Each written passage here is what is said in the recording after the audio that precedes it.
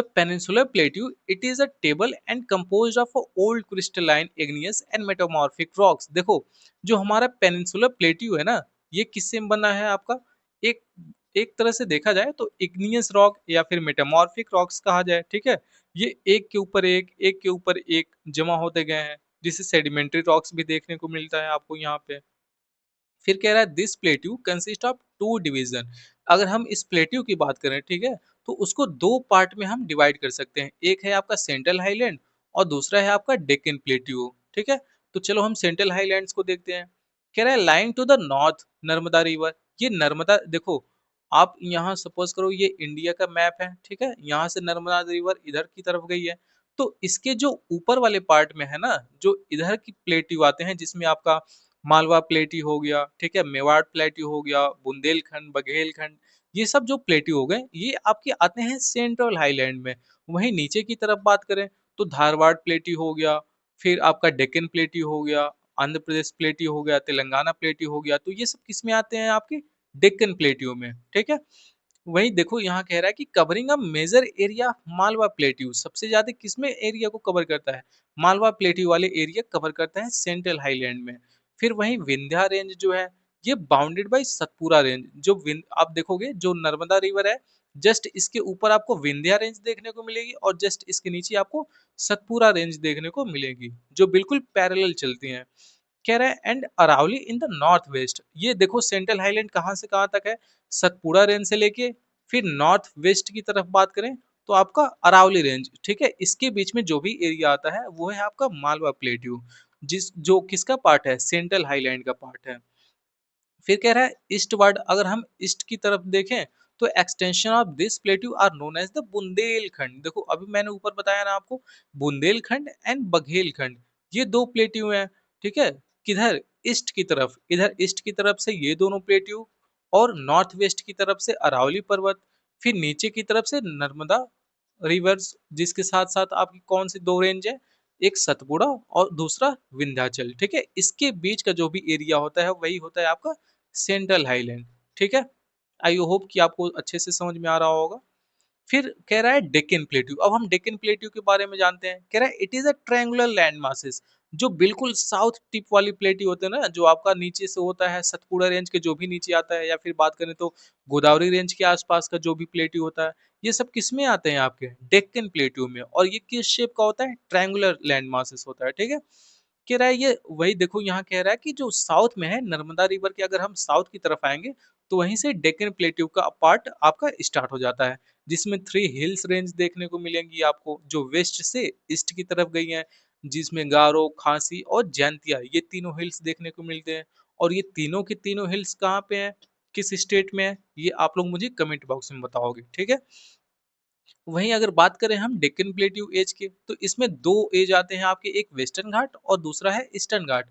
देखो ये इंडिया है, ठीक है, जो वेस्ट साइड में ऐसे आया है, ठीक है, माउंटेन रेंज, इसको हम वेस्टर्न घाट बोलते हैं। और जो ईस्ट साइड से आया है बिल्कुल ऐसे चलते हुए, उसको हम ईस्टर्न घाट बोलते हैं। अब देखो दोनों के बारे में डिफरेंस दिया है, तो पहले हम इसको जान लेते हैं तो हमें और क्लियर अंडरस्टैंडिंग मिलेगी। कह रहा है वेस्टर्न घाट की अगर बात करें तो parallel to the western coast. देखो ये हमारा वेस्टर्न कोस्ट है, बिल्कुल इसके पैरेलल चला है यहाँ पे, ठीक है। वहीं अगर ईस्टर्न कोस्ट की बात करें तो इसका भी बिल्कुल सेम, ये भी ईस्टर्न कोस्ट के पैरेलल चला है। कह रहा है इसकी एवरेज हाइट जो है ना, वो 600 मीटर है, ठीक है। और इसकी भी जो एवरेज हाइट है वो आपकी 900 से लेके 1600 मीटर के बीच में वेरी करती है। क्यों, इधर क्यों हाइट इसकी कम है, क्योंकि आप देखोगे कि ज्यादातर नदियां किधर आके मिलती हैं, बे ऑफ बंगाल में। तो इधर के जो भी माउंटेन्स रेंज है उनको ये काटते हुए बहुत सदियों से काटते हुए क्या कर दिए, उनकी हाइट को थोड़ा कम कर दी है। इसीलिए इधर के जो भी माउंटेन रेंज है उनकी हाइट कम है, और इधर की जो है उनकी हाइट ज्यादा है, क्योंकि बहुत कम नदियां हैं जो आपकी अरेबियन सी में जाके मिलती हैं, जिसमें नर्मदा, तापी, माही, यही सब कुछ रिवर्स हैं, साबरमती हो गया।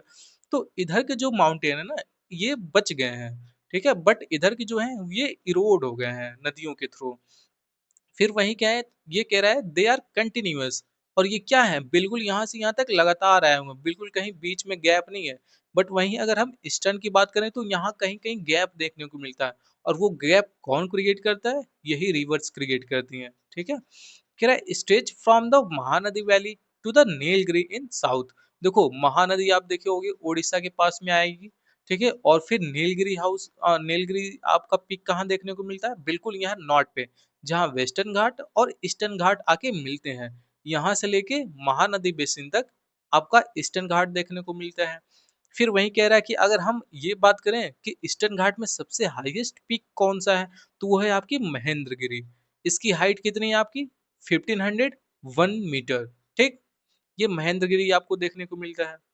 फिर इसके बाद हम देखेंगे द इंडियन डेजर्ट, ठीक है। अब हम पढ़ेंगे नॉर्थ और वेस्ट वाले पोर्शन को, ठीक है, इस वाले पोर्शन को, क्योंकि आप जानते हैं कि इधर राजस्थान आता है, गुजरात का कुछ पार्ट आता है, तो हम अब इसके बारे में पढ़ेंगे, ठीक है। और इसके साथ साथ हम कोल्ड डिजर्ट और हॉट डिजर्ट दोनों डिजर्ट देख चुके हैं प्रीवियस क्लासेस में, तो उसको भी समझेंगे। कह रहा है lies toward western margin of the Aravalli hill. देखो यहाँ पे कुछ इस तरह से अरावली हिल्स है, और जस्ट इसके वेस्ट की अगर हम बात करें तो इधर हमें देखने को मिलता है द ग्रेट इंडियन डिजर्ट, जिसको हम थार डिजर्ट के नाम से जानते हैं। कह रहा है ये इसको डिजर्ट क्यों कहते हैं, क्योंकि यहाँ पे रेनफॉल जो होती है ना बहुत कम होती है, ठीक है, 150 mm से भी बिल्कुल कम। 150 नहीं, यहाँ थोड़ा सा गलती हो गया, जो भी रेनफॉल होती है ना, जो आप डेजर्ट वाले एरिया कहते हो, वहां लेस देन 50 mm बारिश अगर होगी तो वो एरिया आपका डेजर्ट एरिया कहा जाएगा। और डेजर्ट एरिया में क्या होता है, बहुत एरिड क्लाइमेट होगा, ठीक है, बहुत लो वेजिटेशन देखने को मिलेंगी आपको, क्योंकि वाटर की अवेलेबिलिटी बहुत कम होगी, वहाँ की लाइफ बहुत हार्श होगी, तो ना तो प्लांट सरवाइव कर पाएगा और ना ही नॉर्मल एनिमल सरवाइव कर पाएंगे वहाँ पे। तो इन्हीं सब वजहों की वजह से वहाँ बहुत एरिड क्लाइमेट होता है और बहुत लो वेजिटेशन देखने को मिलता है। अगर बात करें यहाँ की रिवर्स की, तो एकमात्र लूनी रिवर्स आपको देखने को मिलेगी, ठीक है। ये लूनी रिवर्स भी आगे जाके डेजर्ट में कहीं ना कहीं खो जाती है, ठीक है। खो जाती है इन द सेंस मतलब गायब हो जाती है डेजर्ट में जाके। फिर बात करते हैं द कोस्टल प्लेन्स के बारे में, ठीक है। कोस्टल प्लेन्स को जानते हैं क्या होता है। कह रहे हैं peninsular plateau is flanked by stretch of a narrow coastal strip. देखो यहाँ जो मैंने आपको ऊपर पेनिनसुलर प्लेट्यू बताया है ना, तो बिल्कुल यहाँ से वेस्टर्न घाट गया है, यहाँ से ईस्टर्न घाट। अब ये वाला जो पार्ट है, ठीक है, ये वाला जो पार्ट है, इसी को हम बोलते हैं वेस्टर्न कोस्ट, ठीक है, जो वेस्टर्न की तरफ है। और इधर बोलते हैं हम ईस्टर्न कोस्ट, ठीक है। तो ये दोनों कोस्टल प्लेन्स में आते हैं आपको। अब देखो जो ईस्टर्न कोस्टल प्लेन है, इसकी वाइड कुछ ज्यादा है, ठीक है, क्यों, क्योंकि यहाँ पे बहुत सी नदियां कट की हैं ईस्टर्न घाट को, तो ये धीरे धीरे साल्ट जमा करते करते इसके पोर्शन को बढ़ा देंगे, ठीक। वहीं वेस्टर्न कोस्ट की तरफ क्या है, स्टीप स्लोप है, मतलब बहुत तीव्र ढाल है, ठीक है, क्योंकि इधर बहुत सी रिवर तो है नहीं। तो इसलिए ये वाला जो कोस्टल प्लेन है, ये अगर वाइड की बात करें, चौड़ाई की बात करें, तो थोड़ा कम है, और वहीं ईस्ट की तरफ ज्यादा देखने को मिलता है। कह रहा है running along Arabian sea on the west and bay of Bengal in the east, ठीक है। वेस्ट के साइड में अरेबियन सी के बिल्कुल पैरेलल, और बे ऑफ बंगाल के ईस्टर्न साइड में बिल्कुल पैरेलल देखने को मिलती है आपको।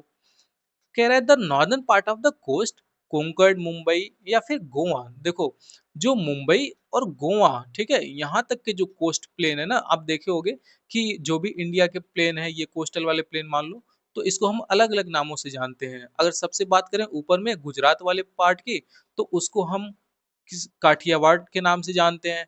फिर अगर हम मुंबई से लेके गोवा तक के बीच में आए, ठीक है, सपोज करो यहाँ गोवा यहाँ मुंबई, तो इसके बीच वाले पोर्शन को हम बोलते हैं कोंकण, ठीक है, कोंकण कोस्ट। फिर उसके बाद नीचे अगर हम आए तो कर्नाटका वाला जो पोर्शन है, ठीक है, जहाँ से केरला स्टार्ट होता है, जस्ट उसके बीच में जो पोर्शन आता है उसको हम बोलते हैं कन्नड़ प्लेन, ठीक है, या फिर कर्नाटका कोस्ट। उसके बाद आपका आता है मालाबार कोस्ट, जो कि कन्याकुमारी तक फैला हुआ है, ठीक है, केरला वाला रीजन आता है। फिर यहाँ से लेके अगर हम तमिलनाडु की बात करें, ठीक है, जहाँ पे पुलिकट लेक आता है आपका, इसके बीच में आता है आपका कोरोमंडल कोस्ट। फिर उसके बाद से उड़ीसा का पार्ट कुछ कवर करता है, और आंध्र प्रदेश के पार्ट कुछ कवर करके बनता है आपका उत्तरी सरकार तट, ठीक है, जिसको हम नॉर्थ सरकार कोस्ट के नाम से जानते हैं।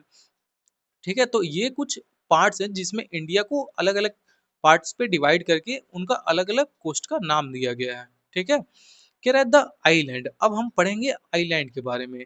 India has two group of island. India के पास दो ग्रुप के आइलैंड है। एक है आपका जो अरेबियन सी में देखने को मिलता है, जिसमें लक्षद्वीप आता है और उसके बहुत से आर्किपिएलागो आते हैं।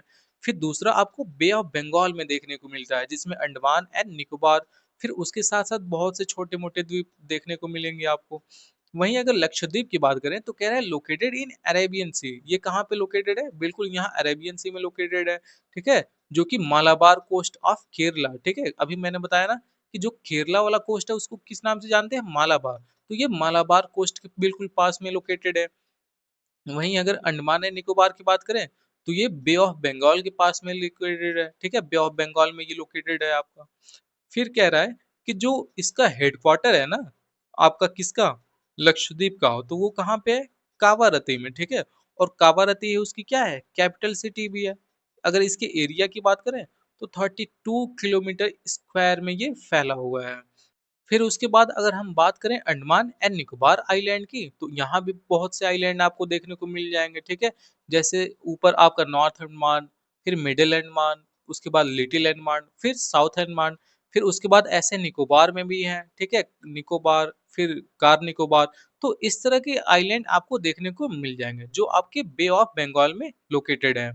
कह रहा है this island are an elevation portions of submarine mountain. देखो, ये माना जाता है कि जो हिमालय वाला पार्ट यहाँ से आया है ना, नॉर्थ से बिल्कुल यहाँ सपोज करो जम्मू कश्मीर से आया है यहाँ पे, ऐसे चलते हुए अरुणाचल प्रदेश, फिर वहां से क्या हुआ है, ये बिल्कुल ऐसे मुड़ गया है, ठीक है? ट्रायंगुलर की तरफ मुड़ गया है और ये बिल्कुल आता है आपका इधर मेघालय और मिजोरम इस वाले साइड में देखने को मिलता है।